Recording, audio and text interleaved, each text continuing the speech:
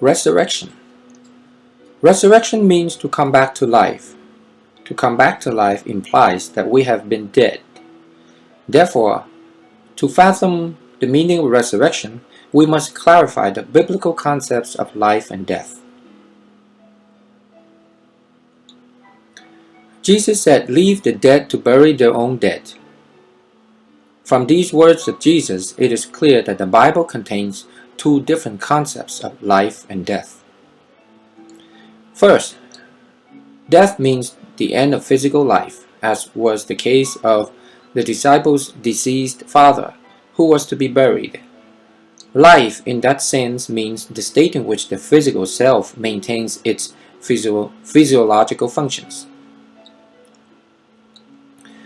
The second concept of life and death concerns those living people who had gathered to bury the deceased man. This death refers to leaving the bosom of God's love and falling under the dominion of Satan. The corresponding concept of life refers to the state of living in accordance with God's will, within the dominion of God's infinite love. Which of the two refers to the death brought about by the fall of the first human ancestors? According to the principle of creation, the flesh is the clothing of the spirit. Just as one discards worn-out clothes, the flesh is to be discarded when it has grown old and weak. Only the unclothed spirit self enters the spirit world and lives there eternally.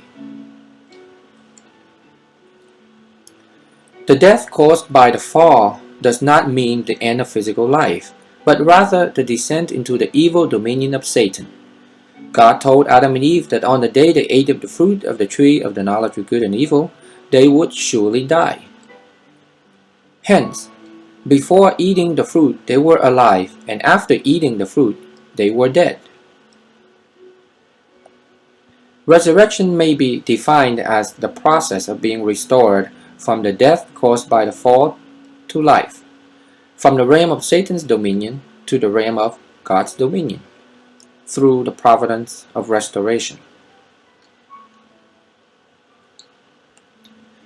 Adam and Eve had died when they ate of the fruit of the knowledge of good and evil. Nevertheless, no significant external change took place in them. At most, there were momentary changes in their countenances due to the anxiety and fear they felt over having fallen. Likewise, no significant external changes should be expected to take place in fallen people when they are resurrected to the state prior to the fall. Jesus was truly a man who fulfilled the purpose of creation. Nevertheless, judged by his outward appearance, Jesus was not noticeably different from ordinary people. The changes a person experiences when he is resurrected and enters the governance of God take place in his heart and spirit.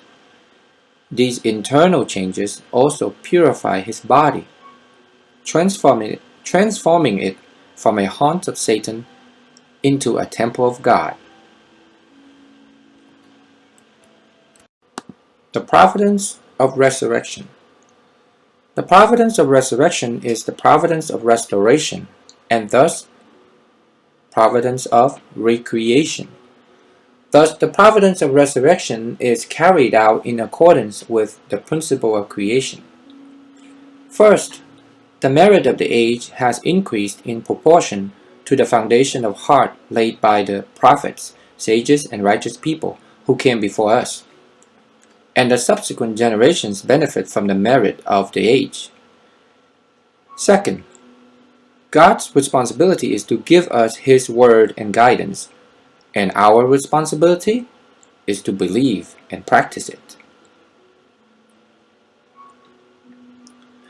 Third, the resurrection of a spirit can be achieved only through earthly life in the physical self. Fourth, the providence of resurrection is to be completed through three ordered stages. The 2,000 years from Adam to Abraham may be called the age of the providence to lay the foundation of resurrection. The 2,000 years from Abraham to Jesus may be called the age of the providence of formation stage resurrection, age of justification by works. In other words, upon their death, the believers of this era entered and abided in the form spirit level of the spirit world. The 2,000 years from Jesus to the returning Christ may be called the age of the providence of growth stage resurrection. In other words, the age of justification by faith. Upon their death, the believers of this era enter and abide in paradise, the life spirit level of the spirit world. The era when people are to complete the providence of resurrection through the returning Christ is called the age of the providence of completion stage resurrection. In other words, the age of justification by attendance. Upon their death, the believers of this era will enter and abide in the kingdom of heaven in heaven, which is the divine spirit level of the spirit world. The spirits of people who died before they could reach perfection during their earthly life can be resurrected only by returning to earth and completing their unaccomplished responsibility through cooperation with earthly people. We call this process returning resurrection. After the advent of Jesus, the formed spirits of the Old Testament age all returned to earth and assisted faithful people on earth to attain the level of life spirit. By this, they too received the same benefit, entered paradise together. We call this growth stage returning resurrection. After the second advent, the life spirits of the New Testament age will all return to the earth to help faithful people on earth to attain the level of divine spirit. By this, they too will receive the same benefit and enter the heavenly kingdom together. We call this completion stage returning resurrection. A spirit who believed in a religion other than Christianity during his lifetime seeks a counterpart among the earthly people of the same religion as he believed during his earthly life. He descends to the person of his choice and guides him. When he helps that person fulfill the purpose of the providence of restoration, they both receive the same benefit. Good spirits who lived a conscientious life descend to good people on earth and cooperate with them. In the process, the spirits receive the same benefits as the people they have helped.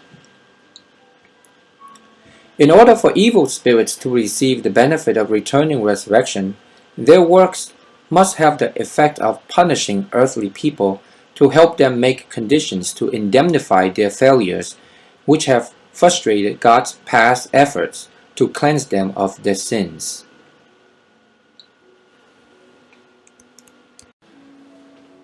The unification of religions through returning resurrection. Christ at the second advent is the central figure whose advent is expected in other religions as well. Consequently, all spirits who believed in religions other than Christianity during their lifetime must guide the earthly believers of their respective religions to Christ at the second advent and assist them to believe in him and attend him in his work to fulfill God's will, even though the timing will vary depending upon their spiritual position. All religions will eventually be united around Christianity. Spirits who in their lifetime had led a conscientious life but did not believe in any religion will also return to earth at the granted time to receive the benefit of returning resurrection. They will guide conscientious earthly people to to seek out Christ at the second advent, attend Him, and assist Him in fulfilling God's will. The ultimate purpose of God's providence of restoration is to save all of humanity.